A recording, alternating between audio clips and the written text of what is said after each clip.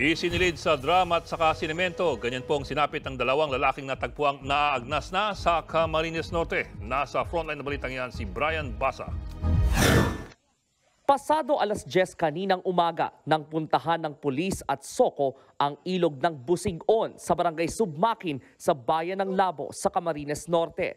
Yan ay matapos silang makatanggap ng tawag mula sa mga mangingisda tungkol sa kahina-hinalang dalawang asul na drum sa ilog. Malambot. Sinubukan nilang buksan ang isa sa mga drum para silipin ang laman nito. Maya-maya, nakumpirma nilang tao nga ang laman ng drum nang makita ang isang tenga.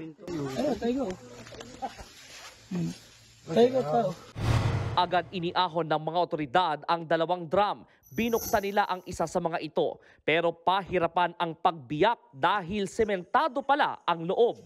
Hanggang sa tumambad ang isang bangkay na sinemento. Ayon sa Labo Police, lalaki ang unang bangkay. Pasado alas 5 ng hapon naman kanina nang buksan nila ang isa pang drum kung saan tumambad ang isa pang bangkay ng lalaki na sementado rin. Nasa state of decomposition na ang dalawa na posibleng 3 o 4 na linggo na raw isinemento sa loob ng drum at itinapon sa ilog. Medyo nabubulok na po at kasalukuyan pong pinaprocess pa. So wala pa po tayong identification pero ang alam po natin is dalawa na. So on process pa po ang SOCO. Blanco pa ang pulis sa pagkakakilanlan ng mga biktima. Posible raw na sadyang tinapon ang dalawang drum sa ilog. Kung inalot po kasi mabigat ang drum, parang hindi kayang anurin.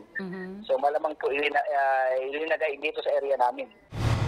Iniimbestigahan pa kung sino ang nasa likod ng krimen at kung ano ang motibo.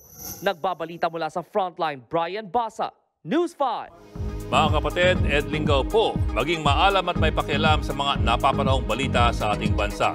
Para sa mas malalimang pagtalakay at paghimay sa mga issue at headlines, tumutok lamang at pag-subscribe sa social media pages ng News 5.